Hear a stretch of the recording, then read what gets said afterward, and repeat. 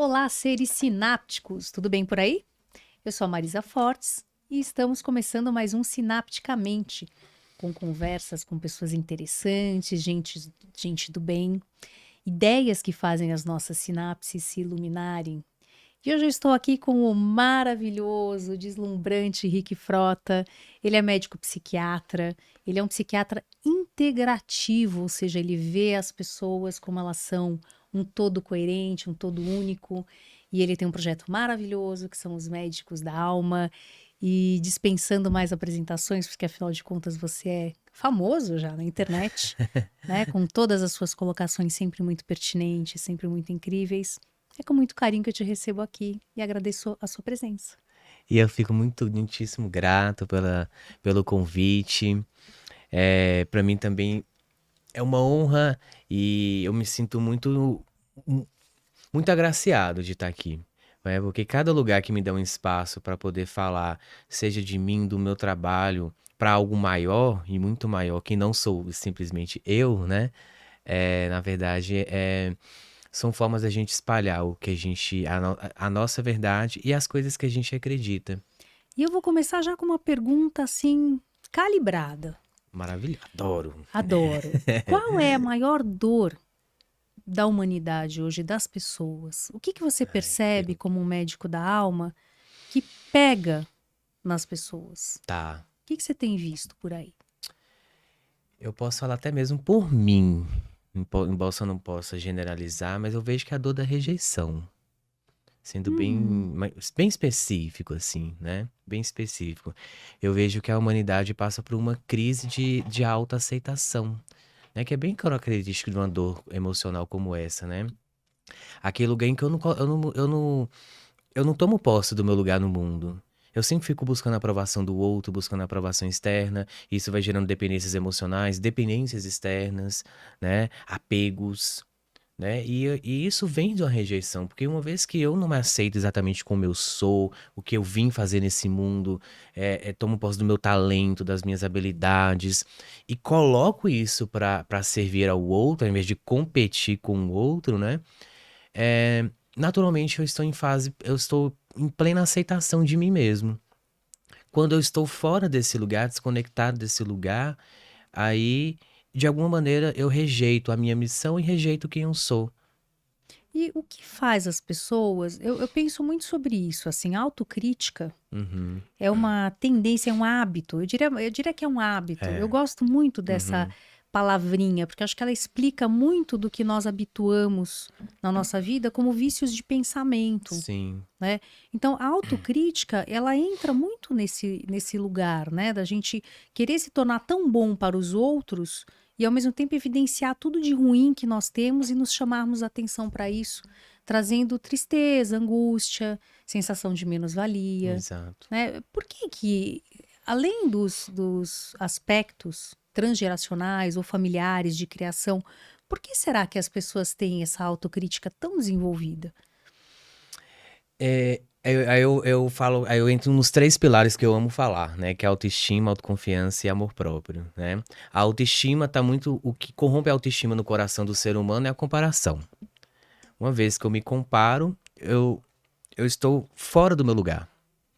Né? Como que eu posso me comparar a Marisa, sendo que ela tem um lugar dela no mundo? Como é que eu quero me colocar no lugar dela, assim como que eu quero colocar ela no meu lugar? Por que que eu comparo? Se eu comparo, eu me sinto superior ou inferior, que é uma propriedade da neocórtex, né? Eu julgo, eu critico, eu culpo, eu comparo. Ok, existem essas propriedades de maneira saudável, que a gente pode fazer de uma maneira saudável, mas por que me tirar do meu lugar para me sentir menos ou pior do que o outro? Essa comparação vem muito daquele lugar de que eu vejo que é uma forma de controle e manipulação comportamental, né? Talvez uma castração comportamental das pessoas, no sentido de ter modelos comportamentais ditos adequados, ou características, ou adjetivos, ou aparências ditas adequadas, ou melhor vistas. E sendo que somos seres tão diversos, isso acaba entrando em contradição com nós mesmos, porque é realmente impossível atender e nem deveríamos ter que procurar atender essas demandas, né? Assim como se a gente fala de autoconfiança, vem num lugar em que corrompe aquele em que a gente começa a competir. A competição tira a gente do nosso lugar como Nós se o somos outro. ensinados, né, Rick, a competir desde pequenos, a nos Exato. compararmos. Então, por exemplo, os pais comparam os irmãos como Isso. se eles fossem comparáveis. Totalmente, exatamente. E isso que você falou também, estimulada a uma certa competição, ainda que eles não queiram fazer isso conosco. Exatamente. É uma competição de que existe tanto uma competição no sentido do ser, né? Daquela questão de como eu tenho que ser ou me comportar. é, e olhar pro. Eu vejo a competição como um lugar assim: olha, você quer ser uma pessoa feliz, de bem sucesso, bem vista aos olhos dos outros, então você tem que lutar, batalhar, né? E aí vai para um lugar de que, não, vamos lá, você tem que ter um diploma X, tem que ter um DR antes do nome, né? Tem que. Colocam-se várias atribuições que não nós mesmos, para a gente conquistar, conquistar, conquistar, conquistar, e aquele olhar fica sempre para fora, sempre para o outro, né? Sempre buscando. E aí, eu estou alcançando esse sucesso? Alguém pode me aplaudir? Alguém pode me reconhecer? Né? Alguém pode dizer se eu estou ou não no caminho certo, mas, poxa, mas isso distancia da conexão comigo mesmo. Como é que eu vou escutar o meu coração, o meu sentir, o que faz sentido, olhar para a minha verdade, sendo que tem o tempo todo alguém interferindo nessas minhas próprias escolhas? E como que você aprendeu isso? Olha, Como é que pessoalmente você vivenciou e aprendeu isso? o meu exemplo tá ligado diretamente à minha questão. Eu não chamo de orientação sexual, e sim uma condição, né? É algo que é da minha verdade, faz parte da minha verdade, né? Em que como eu cresci em um meio no interior de Minas, os meus próprios sobrenomes eram de peso, né, na sociedade que eu vivia lá nos meus primeiros 18 anos. Então eu era vinha de duas gerações de nome importante, socialmente falando, de bom poder aquisitivo, tradicional, tanto no sentido de nome como religioso.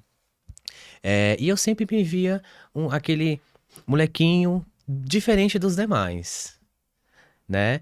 Mas sempre perguntando assim, por que que eu sou diferente? Por que que eu vejo que o relacionamento das pessoas é diferente? Por que que tem que ser só desse jeito?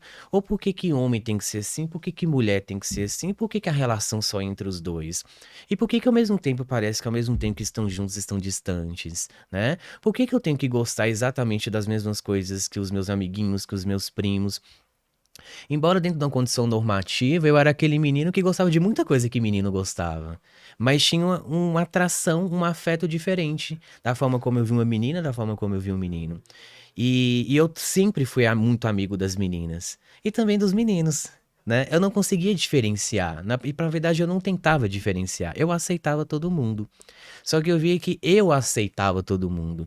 Mas se eu, eventualmente, procurasse falar a forma como eu me sentia, diferentemente atraído, ou tinha, não no sentido sexual, mas dentro de uma visão infantil de vida, ter um olhar completamente diferente pro feminino e pro masculino, eu não sentia acolhido nesse lugar. Nem pelos meus próprios amigos, irmãos, parentes, pois eu sabia que para eles não teriam respostas para as minhas perguntas. Ou seja, você já era muito reflexivo, né? Desde aquela época, você já tinha, era questionador e reflexivo, mas não tinha uma porta de saída, você não podia expressar aquilo, Sim. né? E isso foi, sem dúvida nenhuma, o que mais nutriu essa dor da rejeição, né? Pois eu não me sentia verdadeiramente acolhido. Além de um espaço de muita solidão, né? Porque É, com quem que você vai trocar essas impressões? sim. E aí eu falei, poxa, mas eu falo com quem? E aí foi que eu entrei no mundo da igreja, tipo, agora Deus me cura. Nossa, jura? Com 12 anos, de uma forma bem Que precoce, história. né? Aham. Então, com 12 anos, como tudo eu faço na vida, eu mergulhei de cabeça na religião. Era como se você estivesse errado, aí Exato, você desenvolveu essa autorrejeição e falou, exato. não, eu preciso resolver o meu Sim, problema, como se você tivesse um problema. sim. Diferentemente de muitos homens ou mesmo mulheres, enfim, nessas mesmas condições, essa questão da homossexualidade, eu nunca fui de fato rejeitado pelo outro, pela minha condição. Por quê? Porque eu aguentei tudo muito calado. E como eu já era normativamente, eu não era aquela coisa, não demonstrava exatamente através de gestos ou até de gostos que publicamente que eu falava coisa, todo mundo falava. Eu parecia, entre aspas, um hétero. Vamos dizer assim, trazendo pra esse lugar mais esse rótulo. Mas dentro de mim, eu falei assim, eu vou ficar calado. Porque se não tem espaço de acolhimento, e eu sei, eu sinto que ninguém aqui pode realmente me compreender. Então, quem é essa pessoa? Ou essa entidade? É Deus. Deus vai me entender.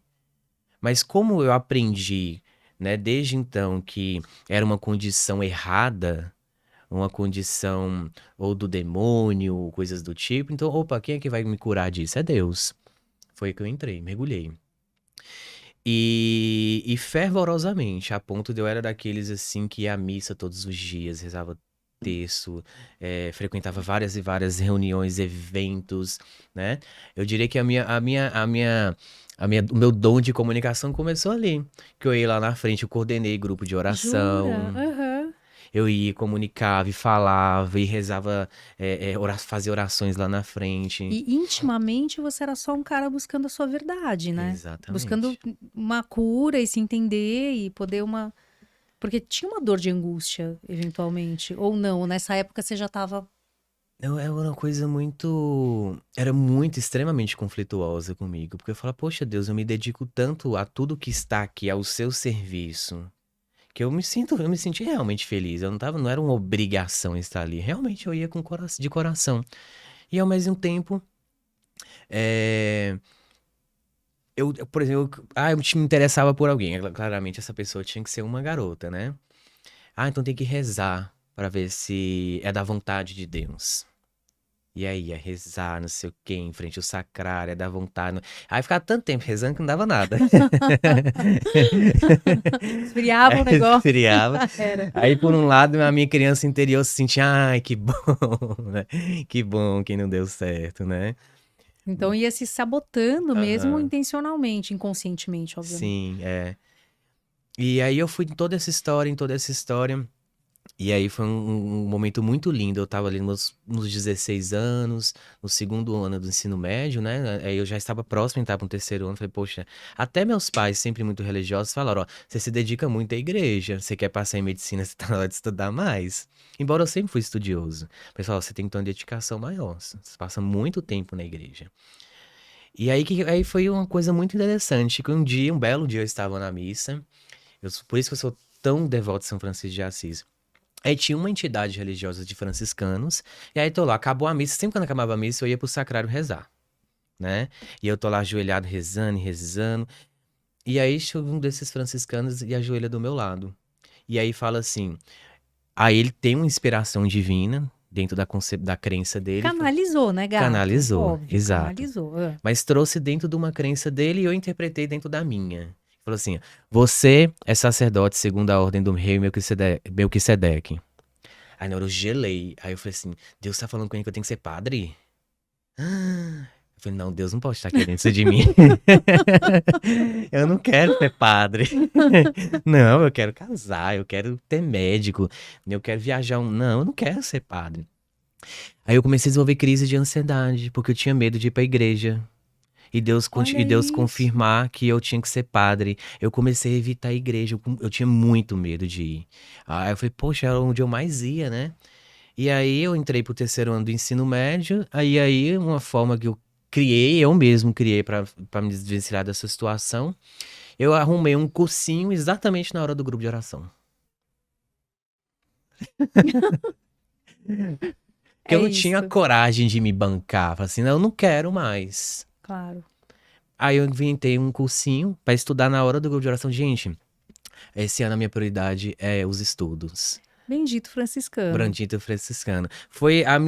Eu comecei a partir do, como toda ruptura que a gente traz na vida, traz inseguranças, medos.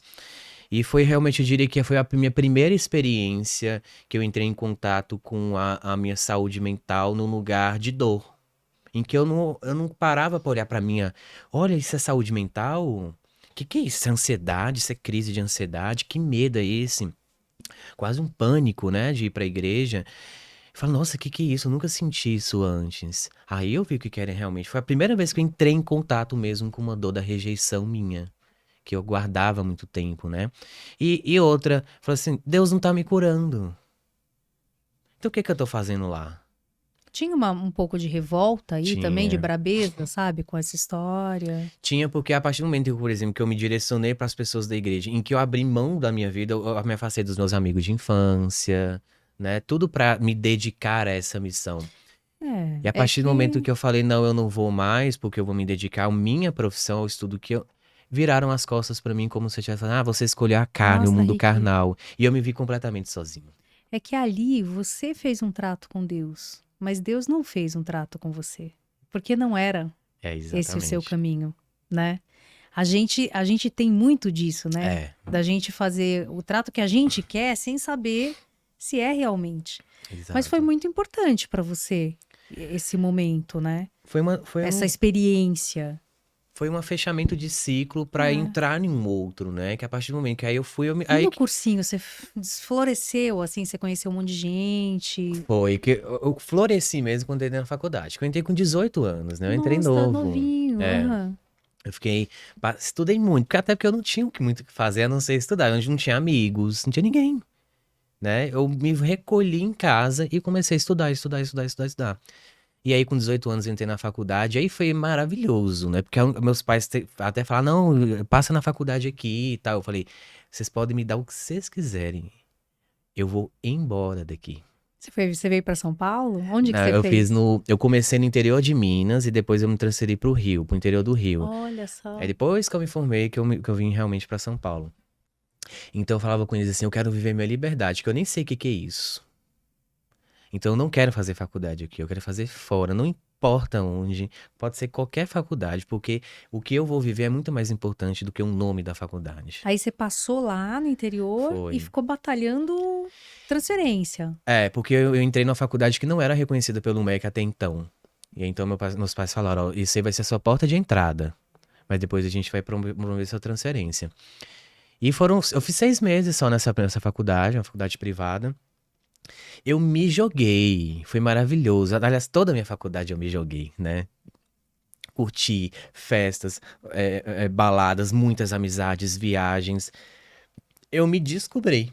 Porque você é uma pessoa deliciosa da gente se relacionar, né? Não tem tempo ruim com você. Então, Exato. eu fico imaginando que, pô, você nasceu pra isso, pra ter amigos, pra ter grupo, pra Sim. ter turma, né? Você só tava no lugar errado, Pra essa talvez. troca. Exatamente. E eu podia falar. É claro que nesses lugares a gente vai pros extremos. São lugares que eu experimentei drogas e todas as outras coisas. Mas eu falo, é a minha vida, foi a minha experiência e tudo me ensinou. Porque se eu não aprendi o prazer real de ser quem eu era e eu sempre neguei isso a vida inteira, é natural. Até pelo simples fato do nosso cérebro ter um sistema de recompensa dopaminérgica que Uhum. pedindo recompensa, poxa, você não tem prazer nisso, então busca fora. Mas vai trazer dopamina pra nós. Porque a gente tem que regular esse sistema de prazer e recompensa aqui. Então fui mesmo, mergulhei, tive muitas experiências, assim. E aí eu me formei. Me formei ainda sem saber o que eu queria, Você nem tinha né? feito residência em psiquiatria nesse Não. Eu momento, fui assim. fazer em São Paulo, quando eu cheguei em São Paulo, mas 2 anos depois de eu ter formado, porque eu não sabia realmente o que eu queria. Eu tava prestando para anestesiologia, porque me encantava muito a teoria, a farmacologia, né? Os mecanismos de dor e tal. Fazia parte de ligas, né, na faculdade e tudo mais. Mas eu falei, aí chegou uma hora que caiu a ficha, eu falei, poxa, eu amo o ser humano, eu vou botar pra dormir, eu quero conversar com ele, Ai, né? adorei isso. Eu quero ter essa troca com o ser humano, né? Então não faz sentido eu fazer anestesiologia. E aí um amigo meu começou a fazer psiquiatria, né? Que tava, inclusive, fazendo prova, tentando prova junto comigo de anestesiologia, e falou assim: psiquiatria é a sua cara. Comecei a fazer agora. Quando eu comecei, eu só lembro de você. Vai fazer psiquiatria. Eu sou muito grato a esse amigo meu até hoje. Que aí ele começou a me falar, eu falei, não é que ele tem razão? Que faz sentido mesmo? Foi só escolher que eu entrei. E amor, né?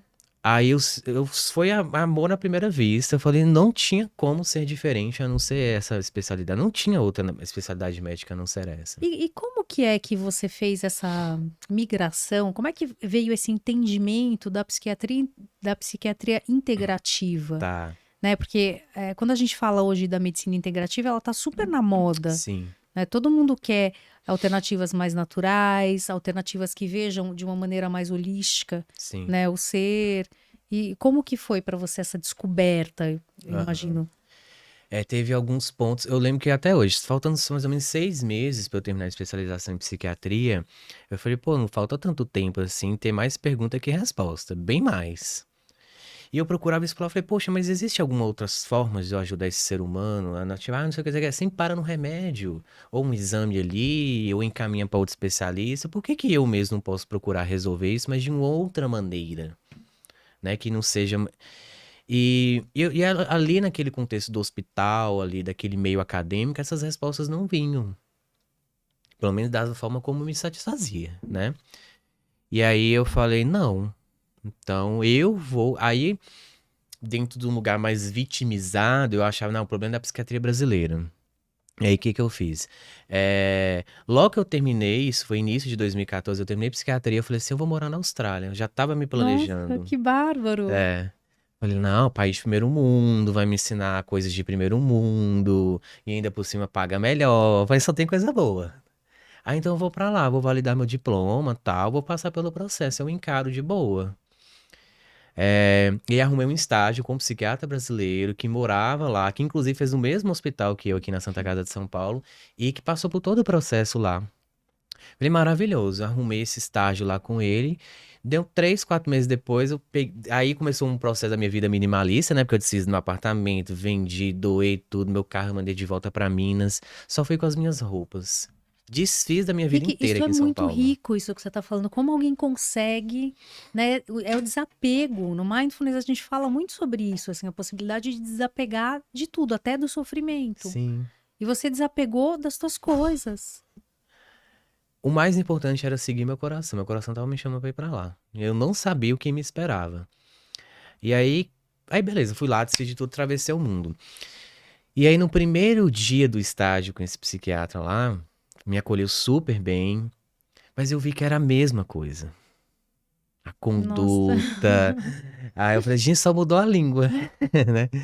Aí na hora eu entrei numa frustração tremenda, né? Porque eu achava que ali realmente seriam. Você mudou de continente atrás de resposta e que você teve. E eu falei, que agora, né? Falei, ó, não sei, mas ainda vou ficando aqui e vamos ver o que a vida vai me mostrar. E aí começou a aparecer, na época, né, só tinha Facebook, links patrocinados do negócio de palestras, do curso do Roberto Chico de Ah, aham. palestras. E eu não conhecia ele direito, já tinha ouvido falar levemente dele, assim, mas... e aí quando eu comecei a fuçar todo o material dele, né, e ainda por cima descobri que ele era psiquiatra e vi palestra e tal, e comunicação, eu falei, é isso, Tem um espaço, né, mais amplo é... de terapia que pode trazer outras possibilidades. Eu falei, eu sou um cara que ama mudança, que eu gosto de viajar. Falei, pô, tem tudo a ver. Aí eu falei, o quê? Ficar 6, 7, sabe lá Deus quantos anos aqui na Austrália pra validar tudo, né?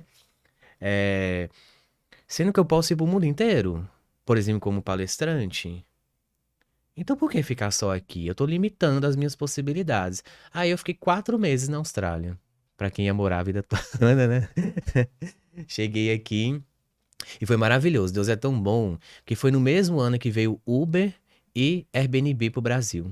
Porque eu cheguei aqui e falei, meu Deus, e agora? Não tem nada. Desfiz de Deu tudo. tudo. Aham. Aí comecei, tudo era Uber, metrô, ou morando em Airbnb com todas as coisas ali disponíveis pra mim. Falei, poxa, E você legal. arrumou emprego assim em algum lugar, já como médico? Sim, eu cheguei aqui, Já se ajeitou. sim, aí eu já cheguei. Pouco tempo depois eu já estava fazendo curso, negócio de palestras, e fiz um curso de coach na mesma instituição lá do que eu estava olhando na Austrália. E é muito louco, porque eu estava olhando essa instituição, chama é, é, Federations Coach International, Uhum. que aí não tinha no Brasil. Quando eu cheguei, ela veio pro Brasil. Olha que sorte. Aham. Fiz essa turma, só tinha eu e uma única pessoa fazendo nela. E só sei que, sei lá, pouco tempo depois ela não vingou aqui e vazou do Brasil. Eu falei, nossa, parece que ela só veio pra me formar aqui, né? Fiz, aí fui fazendo PNL. Falei, gente, tem vida fora da medicina? Olha quanta coisa maravilhosa e rica que eu tô aprendendo. E você fazia, assim, uma espécie de autoterapia? Você aplicava em você alguns conceitos, algumas coisas que você aprendia ali? Tudo que eu sempre aprendi muito mais por observação, intuição, do que estudando em livros. Embora até fazer psiquiatria, eu era um nerd mesmo, sempre fui a vida toda. Mas só depois que eu fui para o mundo com a minha independência, mais com a minha autonomia, é que eu comecei a ver que eu aprendia muito mais vivendo experiências do que da forma muito intelectualizada. É, porque quando você vai para um curso desses, e a gente já fez um monte, Aham. né, essas vivências e tudo, e nós nos submetemos ao processo, parece que a gente introjeta aquilo de uma maneira muito mais real do que ficando só na teoria, Sim, né? sim, Experienciando mesmo as possibilidades. exato. E foi assim, desde então a minha vida, eu entrei, só sei que um ano depois que eu cheguei da Austrália, eu já era estagiário da primeira turma de estagiários do Roberto Inhachi, que além de ter feito os cursos tudo dele de palestra, em um ano eu já estava dentro do instituto, né, do Instituto Gente. E aí começou realmente uma vivência minha, participando de tudo. Aí eu lembro que teve o primeiro evento de desenvolvimento humano que ele fez, o Now Experience em 2016, que até então ele só tinha curso de palestras, né? E aí eu ia ser staff coach do evento, né? E aí tinha, no dia do evento, aí ele colocou duas psicólogas, que é da turma dele, né, da vanguarda dele, aí, gente que ele conhece há 30, 40 anos, colocou as duas para serem terapeutas do evento. E aí no dia, uma delas faltou. Aí falou, pô, uma só é muito pouco. Falei, Ricardo, vai ser você então, você vai entrar no lugar dela. Eu falei, eu quero. Você sabe que eu, Adorei isso. você sabe que eu Se não sou joga, né? terapeuta, mas eu sempre fui assim, meu filho. Eu não tenho que saber para poder aprender. Eu me jogo e aprendo. Uhum. Eu falei, eu quero, Roberto, você sabe que eu não sou terapeuta. Mas eu tenho experiência. Já era o quê? Já tinha 2 anos que eu já Então, tinha mas veja, terminado, né? tudo bem, não é terapeuta, mas um psiquiatra, ele faz uma anamnese, ele conversa com a pessoa, ele Sim, tem uma leitura daquela psicodinâmica. sim. Não é que também é um Zé Mané que caiu ali do nada, Exato, entendeu? Mas exato. você sabia conversar com o paciente, Sim. você tinha essa expertise. Eu sempre tive essa habilidade desde criança de comunicar e compreender o outro, né? Hoje, depois de fazer milhões de eventos, testes, né? CGNA, é tanta coisa em BTI, é tanta coisa que hoje eu me entendo muito melhor porque que desde criança eu tinha essas habilidades. E sabe uma coisa que eu acho muito legal, assim, né, nessa profissão nossa? A gente vai trazendo significados, né, para as coisas, e trazendo, não impondo, mas propondo. Aham, Então você me traz uma história, aí eu te falo uma leitura, sim, aí você traz uma outra leitura e a gente vai construindo um significado juntos. E isso é maravilhoso quando faz sentido e quando, né, traz algo de diferente para aquela pessoa em termos do entendimento dela da condição que ela tá. exato. Isso é muito legal. E fala muito sobre nós, né? Até porque a gente só ajuda até onde a gente se ajudou, né? Quando de fato a gente contribuiu para a transformação do outro, né? Onde nesse lugar eu já sou resultado naquilo. E então, naturalmente, sempre eu falo que cada pessoa que eu já atendi nessa vida, olha que foi muito, hein? Acho que só na psiquiatria, tem 8, 9 anos que eu sou formado em psiquiatria, eu já atendi com toda certeza mais de 40 mil pessoas. Nossa, olha que coisa bonita. É muita É, experiência, né? é muita gente.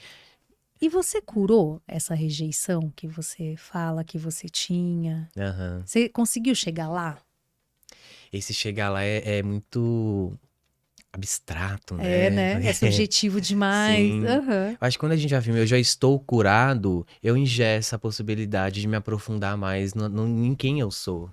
Assim como eu falo, você já sabe quem você é. Quem é você?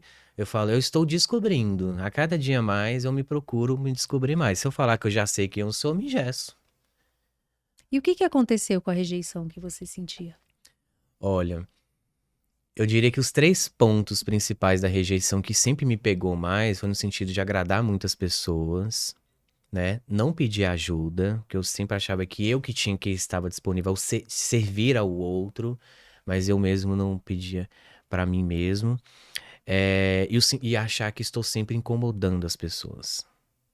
Nossa, isso é real. Muita É, gente tem esse sentimento. bastante forte nas pessoas. É muito presente. Eu acho que todo mundo tem isso em algum nível, óbvio que em diferentes Ai, Rick, proporcionalidades. faz uma falinha ali, ó, Ah, para alguém que tenha essa questão de achar que incomoda as pessoas, que tem essa neura. Acho que sim. merece você fazer uma fala para essas É. pessoas. Ó, eu vou trazer aqui pra você que se identifica com esse ponto específico de achar que incomoda os outros. Eu falo no lugar de que hoje eu não me importo mesmo mais com isso, né?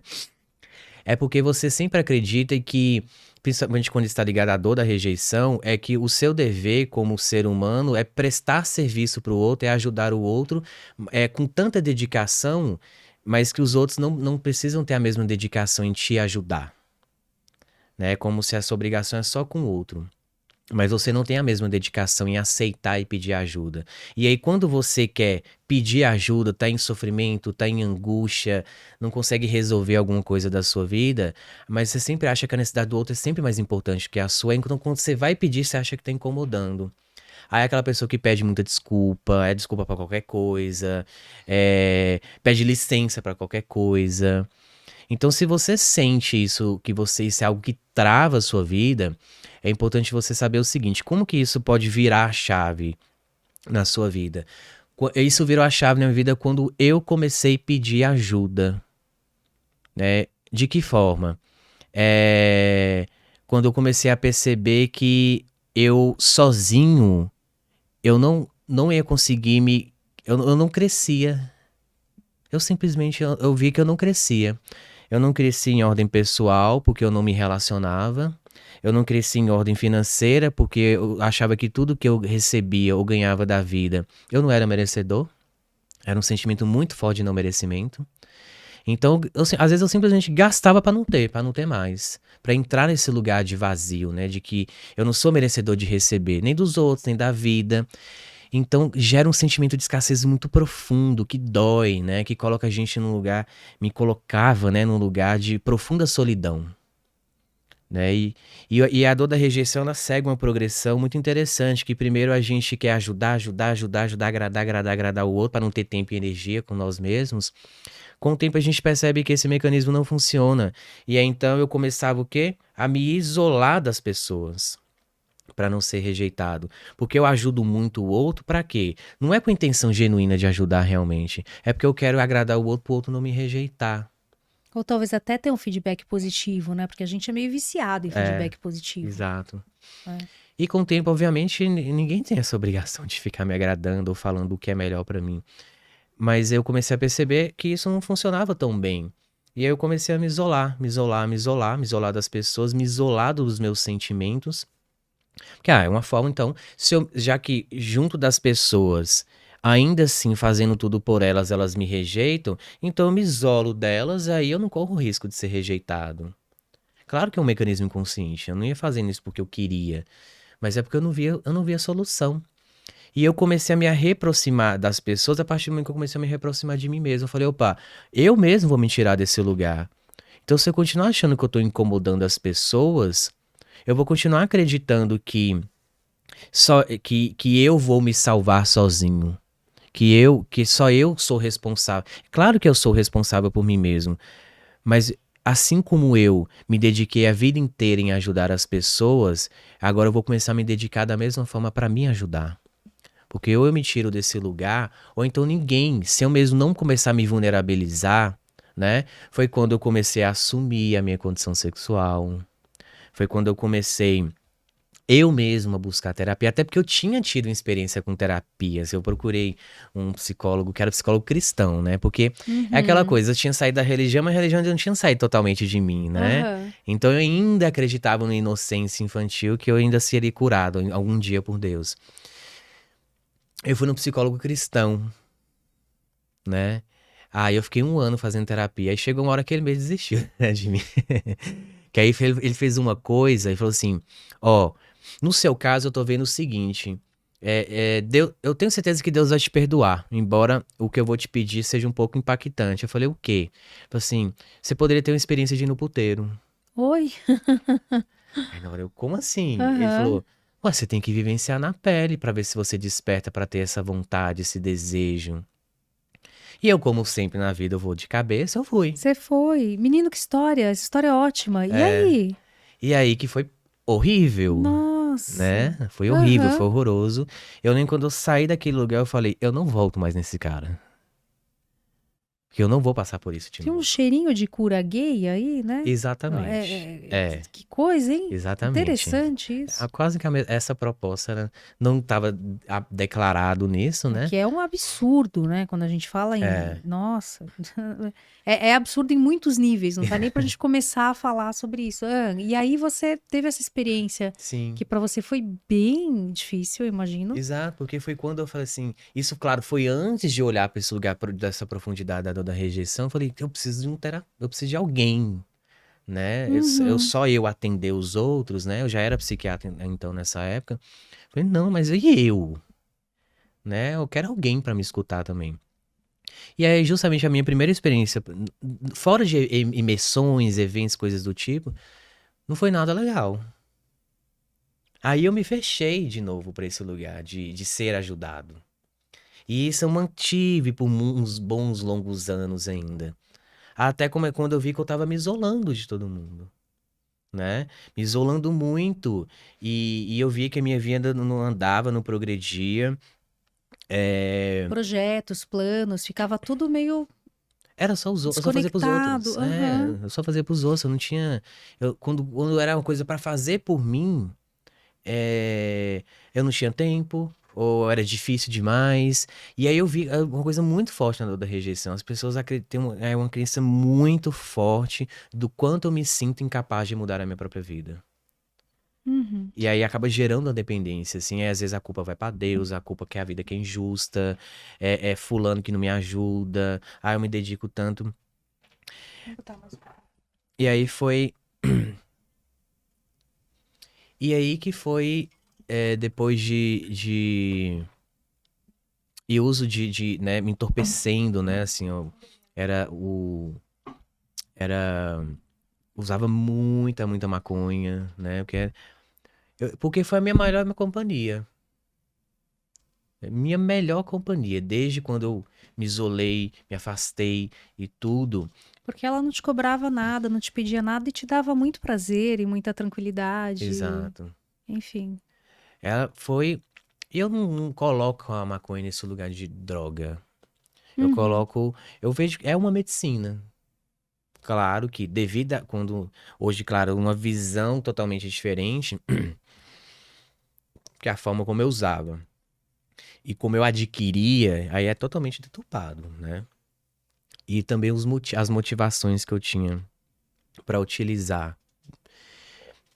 Eu só consegui. Eu via que eu não tinha clareza pra fazer minhas escolhas. E aí eu me entorpecia, né?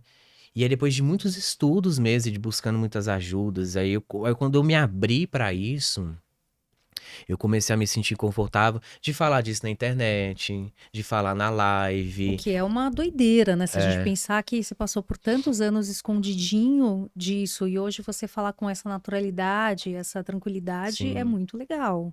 É uma evolução e tanto. é uma evolução em tanto. E isso eu só comecei. E aí, naturalmente, eu fui falando no trabalho, nas lives, nos Então, muito eventos. dessa proposta, né, até da integrativa e de cuidar da pessoa em muitos níveis, não só no nível neuroquímico, mas também nessa história da biografia dela, da experiência única, porque cada pessoa tem a sua experiência, não dá pra gente, né? Isso tudo veio de uma vivência pessoal mesmo. E é por Exatamente. isso que talvez seja tão real pra você essa possibilidade. Exatamente. Eu falo que muitas coisas que hoje eu ajudo as pessoas, não foi a psiquiatria que me ensinou, mas ela me trouxe muitas possibilidades de atender muita gente para eu começar a me ver muito nessas pessoas. Era impressionante, porque as histórias que eu via e ouvia repetidamente de muita gente, falando, nossa, mas quanta semelhança que tem comigo, né? Que coisa. Eu tô me vendo. E aí eu comecei a ver, não, ela só está me mostrando aquilo que também faz parte de mim. Tinha uma identificação, né? E que humildade que a gente precisa ter, né? De sair desse lugar de psiquiatra, Aham, médico e poder se identificar com as questões que os pacientes iam trazendo para você. sim. Pois, até considerando que somos seres em transformação, eu não posso dizer que eh, eu estou ali só para ajudar aquela pessoa. Não, eu também estou sendo ajudado por ela. E a gente aprende muito, né? É isso que Muito. eu acho incrível nessa nossa profissão. Todos os dias é um novo aprendizado, é uma nova construção, é uma mudança de paradigma, de ideias. É muito legal. É maravilhoso essa construir nós mesmos a partir do que a gente faz também, né? Entender mais de nós mesmos, né? Muita gente fala que quem faz psiquiatria e psicologia que é mais para si do que para o outro. E de fato, de fato. Talvez pelo menos no início, né, a gente É. vai buscar se entender. Eu, pelo menos, foi incrível, assim, quando eu entrei para a faculdade já mais velha e eu conheci um mundo completamente diferente, assim, de teorias que eu nunca tinha nem pensado, né? Porque, como eu era jornalista, quando a Aham, gente é jornalista, a gente sabe um pouquinho de cada coisa, né? De tudo. A gente é aham. muito sabido. O jornalista é Sim. muito sabido, mas fica bem. Quando a gente não se especializa em uma área, a gente é bem, né, genérico. E aí na psicologia não dá, né? A gente precisa escolher e mergulhar e entender do que a gente está falando. É, é semelhante o. Porque eu falo que também o fato de eu ter feito medicina da dor junto com psiquiatria me fez olhar para o. A medicina da dor, para quem não sabe, que trata exclusivamente a dor, seja aguda, seja crônica, né? Que vai naquele lugar que, independente da condição que esteja gerando a dor, existe a dor. E não trazer aquilo pro paciente, tipo, você vai ter que aguentar isso pra vida inteira, ou você tem que se acostumar com isso. Não, a gente não tem que ser obrigado a se contentar com a dor, mas sim e entrar em contato com ela. E aí a psiquiatria me ensinava a importância das questões emocionais, psicossomáticas, e a medicina da dor me trazendo várias classificações, né, que a dor existia, as formas e tudo que acontecia no próprio sistema, é, nesse sistema nervoso central, periférico maravilhoso, assim, que esse corpo humano ele é incrível, né? Que interessante, tem tudo a ver com a tua primeira opção, que era analgesia, né? Que você gostava, tem tudo a ver, né? Exato, Com isso. exatamente. Só que aí, é. E quando a gente fala em manejo de dor hoje, o que que tem, assim, de muito interessante? Eu tenho um estudo, eu amo mindfulness e me Uhum. especializo cada vez mais nisso. E costuma ser uma alternativa, né, para isso. E o que mais, assim? É essa conjunção de coisa, anestesiologia, psiquiatria, medicina da dor, me fez compreender a profundidade das dores das pessoas a partir daquele nível da alma mesmo, aquela coisa assim, por que que dói tanto em mim algo, né? Por que que eu sinto tanto essa dor? Por que que meu corpo manifesta esses sintomas? E aí eu olhei pra dor pra um outro lugar, que aí foi, por exemplo, falar de dor da rejeição. Não é uma especialidade da psiquiatria, nem da medicina da dor, mas por que que eu fui para um lugar da dor? Porque foi uma conjunção de outras coisas que eu comecei a vendo nos padrões comportamentais das pessoas a manifestação da dor em cima de uma dor emocional muito comum na população em geral. Eu falo, poxa, que coisa que faz parte de mim, algo que eu convivi a vida inteira, né? E o meu próprio processo de desapego dessa dor, hoje, como você falou, você é curado da dor da rejeição?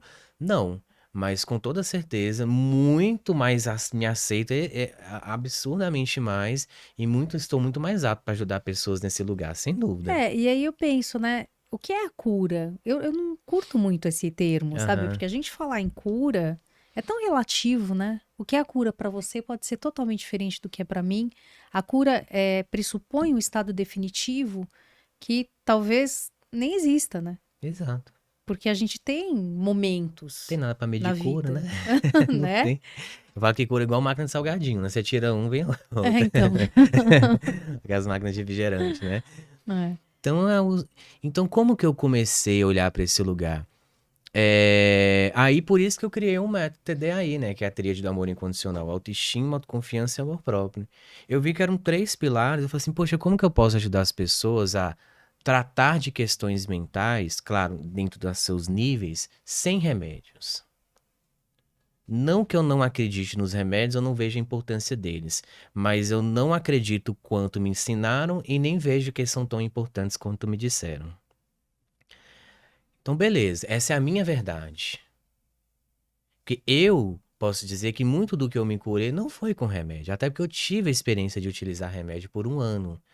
E depois eu falei assim, opa, não tá resolvendo só enquanto eu tomo.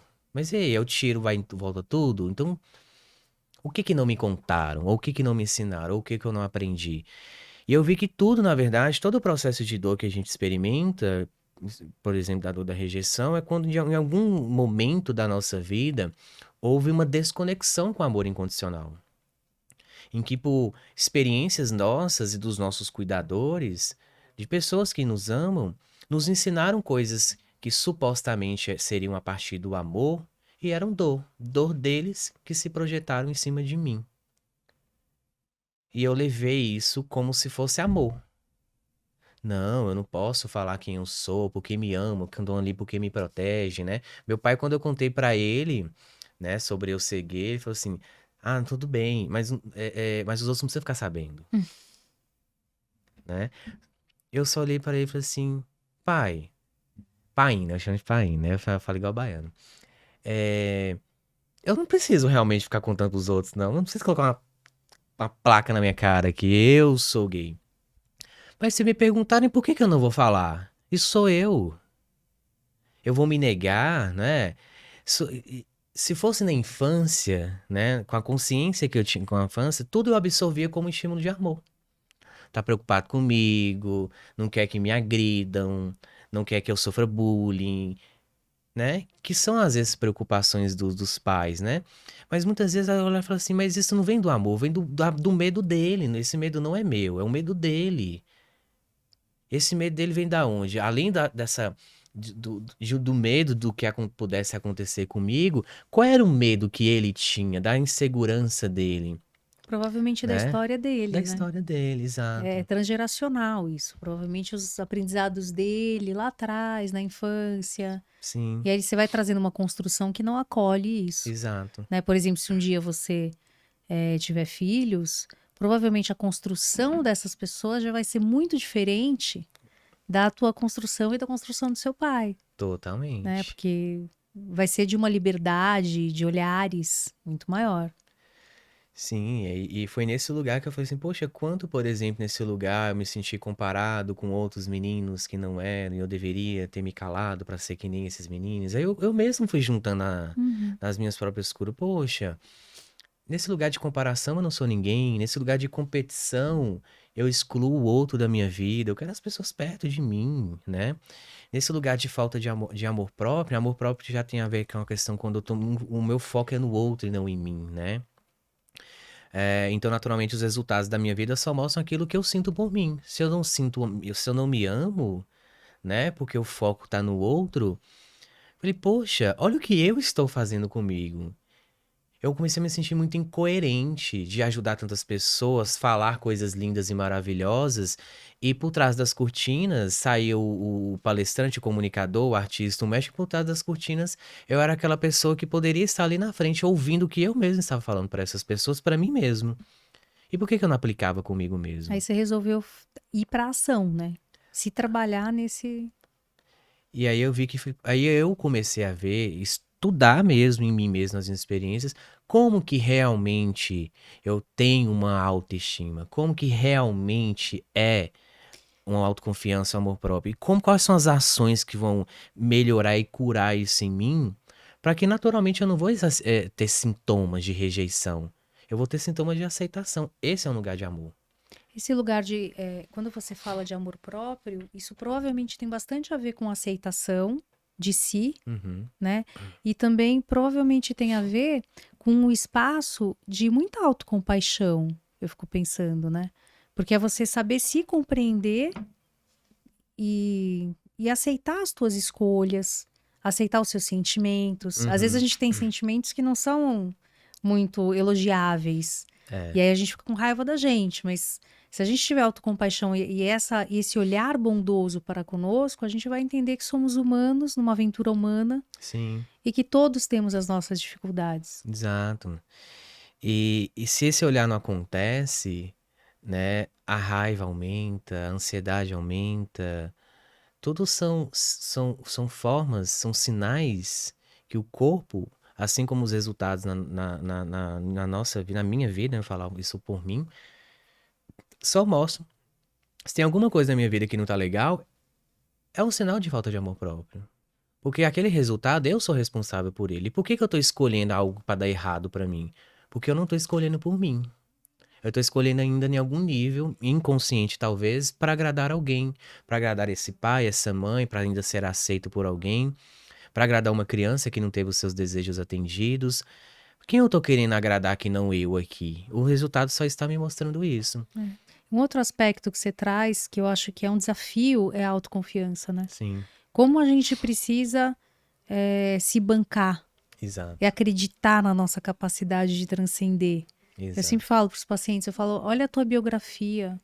Como é que você chegou aqui com tanta dificuldade que você passou, Sim, né? Isso não é uma prova de que você é forte? E muitas vezes é difícil ter um olhar para isso. A gente olha para a força dos outros, mas para a nossa não. e é interessante você tocar nesse ponto, porque essa dificuldade que a pessoa, né, eu só posso falar por mim, tinha de olhar para os meus resultados, olhar para tanta coisa que eu passei e me enxergar uma pessoa vitoriosa, grande, que é algo incrível para oferecer para o mundo, era exatamente o foco no outro. Ah, o outro tem isso e eu não, então eu não sou bom. As comparações injustas. É. Uhum. E aí, quando me afetava no lugar dessa autoconfiança? O... Eu vejo muito que a autoconfiança está muito ligado ao meu valor e o poder pessoal que eu tenho, e a partir desse lugar, o que que eu entrego pro mundo. A autoconfiança não é assim, eu sou foda pra caralho, eu sou Neymar e sou artilheiro do Brasileirão. Eu sou muito autoconfiante, né? Porque eu sou artilheiro do Campeonato Mundial, da Copa do Mundo. Ok, mas o que você tá fazendo, que vem de um seu valor, de um talento, de uma habilidade, tá realmente servindo ao outro? Tá realmente servindo ao mundo? Você tá nesse lugar, do seu lugar do mundo? Porque se eu tô conquistando isso, maltratando as pessoas, tendo que passar por cima, com corrupção, isso não é lugar de autoconfiança, porque eu estou fazendo algo, eu não estou servindo ao outro, eu estou competindo com o outro. E até mesmo para essa pessoa estar nesse lugar de superioridade, ela depende de alguém, de pisar em alguém, de corromper alguém, de dar o jeitinho brasileiro para poder chegar ali. Então isso não é autoconfiança, é uma pessoa extremamente insegura. Então, competir, eu tenho que competir comigo mesmo. É eu competir com a minha semana passada, isso eu pode melhorar, então eu vou e vejo o que que eu posso melhorar, eu compito comigo mesmo, e aí a próxima semana eu me comprometo a ser E melhor. é uma competição amorosa e não destrutiva, né? É, Porque eu acho que a competição ela tem o seu valor. sim, Ela gera dopamina, né? No exatamente. córtex. Vamos lá, será que vou ganhar agora? Não vou ganhar? Mas uma competição respeitosa, amorosa, consigo mesmo, realmente, Exato, né? Sem querer se destruir para se superar, você percebe? exatamente. E nem destruir o outro muito E também muito não. menos, É. né? E tudo isso que você está falando, eu acho que tem como pano de fundo uma coisa muito, uma sabedoria, que é a sabedoria da gente sair do ego, não obviamente sair da gente, mas sair Uhum, daquele lugar egóico em que a gente se vê como especial, único e maior que os outros e superior, né? uhum, Entender que todos temos ali a igualdade na humanidade, na nossa dimensão humana, sim. né? O simples fato de eu falar assim, poxa, eu gosto de falar assim, ó, se você acha que você se sente melhor ou pior que alguém, então eu tenho duas notícias pra você. Quando Deus te botou aqui nesse mundo, ele falou assim, ó, tem uma notícia, uma muito boa, e uma que eu não sei como que você vai interpretar, se é boa ou ruim. A primeira é que eu tenho uma missão super especial pra você lá nesse planeta. Que é só você que vai fazer. Ninguém nunca fez e ninguém nunca vai fazer. É só você. Pô, sou foda, né? Deus tá confiando assim em mim, né? Então eu vou, pode mandar. Ah, então beleza, toma. Agora eu tenho uma segunda notícia pra você que eu talvez não sei como é que você vai a receber. Você é a única pessoa responsável em fazer isso acontecer. Tá disposto a encarar? Opa, é só eu, mas tipo, é só eu que sou. Sim, essa missão é sua. O que que eu tô querendo te dizer? Não é pra você ir lá embaixo ficar competindo com todo mundo. Porque essa missão é só sua. Ninguém vai poder fazer isso por você. E não é pra você ficar se comparando, porque a outra pessoa não tem as respostas que eu vou dar pra você pra realizar a sua missão lá. Porque ela tem outra. Ela tá ocupada com a dela, e você se ocupa com a sua. O grande lance, Rick, que eu vejo, muitas pessoas têm dificuldade, primeiro, de saber qual é a missão, Aham. e segundo, de aceitar qual é a missão. Né? É. Porque as pessoas estão tão ocupadas numa posição de dia a dia, de piloto automático, de correria, que é difícil se conectar, né, com o seu propósito no mundo. Eu acho que isso é uma coisa que é perfeitamente trabalhável e muito importante. A missão. Eu vejo que toda missão em comum a todo ser humano é evoluir. Se eu estou evoluindo, evoluindo é uma coisa que eu aprendi até com o nosso amigo Marcelo Soares. Se eu estou evoluindo, eu estou feliz. O simples fato de eu estar evoluindo. Quer dizer que eu tenho que estar dando gargalhadas, né? Que tem que estar todo um mar de rosas para eu me sentir feliz. Mas se eu estou evoluindo, é porque necessariamente eu estou fazendo um trabalho sobre mim mesmo. Porque se eu não estou evoluindo, é porque eu estou focado demais no que está fora de mim. No trabalho dos outros, no sonho dos outros, na meta dos outros, tentando mudar os outros, tentando mudar a política, mudar não sei o quê. Antes de fazer isso, o mais importante é o trabalho sobre mim mesmo. Porque senão tudo que eu fizer antes disso vai virar uma guerra. É. E esse olhar de evolução, ele tem um aporte total em muitas correntes, né, espiritualistas, Sim. porque a gente sabe que se aprimorar e se aperfeiçoar como pessoa é a lei, Uhum. né? Nascer, crescer, viver, aprender, morrer, faz parte da evolução da São gente. ciclos, né? Que possamos chegar do lado de lá muito melhores do que entramos nesse planeta, Isso já é um grande propósito. não é? Rick, eu quero que você deixe uma mensagem final para as pessoas que estão aqui te vendo, e já te agradecendo do fundo do coração por essa conversa tão inspiradora, tão maravilhosa. Minhas sinapses estão brilhando, estão iluminadas. E deixa uma mensagem para a galera que está te ouvindo. Uma mensagem que eu posso dizer aqui pra vocês é que hoje eu atendo como o meu lema diário é que o meu nível de ser atrai a minha vida. Se- Quanto mais você busca aperfeiçoar o seu nível de ser, naturalmente você tem tudo que é essencial para sua vida. Ao invés de buscar ter tudo o que antes de saber que de fato o que é essencial para você, que é a sua verdade. Busque a verdade. Em todas as suas escolhas no seu dia, busque a verdade. Pode ser da menor às maiores. Se você conta a verdade nas situações mais simples, você vai receber as maiores verdades na sua vida. Se você mente nas pequenas coisas no seu dia a dia, grandes mentiras vão aparecer para a sua vida. Então, viva a sua verdade. A sua verdade atrai o seu nível de ser. Aí você vai perceber que a sua vida vai ser coerente com a sua coerência. E o seu nível de ser é atraído com consistência e constância. Não é sobre fazer, fazer, fazer, fazer. Não. Consistência e constância. Se você atinge o seu nível de ser, é porque você está respeitando o seu coração, o seu tempo e seu nível de consciência. E quanto mais você aumenta esse seu nível de consciência, a partir da verdade, mais verdade acontece na sua vida. Tá aí a sabedoria de Rick Frota. Quero te agradecer enormemente pela sua presença. Não tenho palavras para dizer o carinho que eu tenho por você, por me honrar com tanta sabedoria. E é isso. Chegamos ao final de mais um Sinapticamente. Nossas sinapses jamais iluminadas. E obrigada pela companhia. Obrigada por estar aqui conosco. Nos vemos na próxima.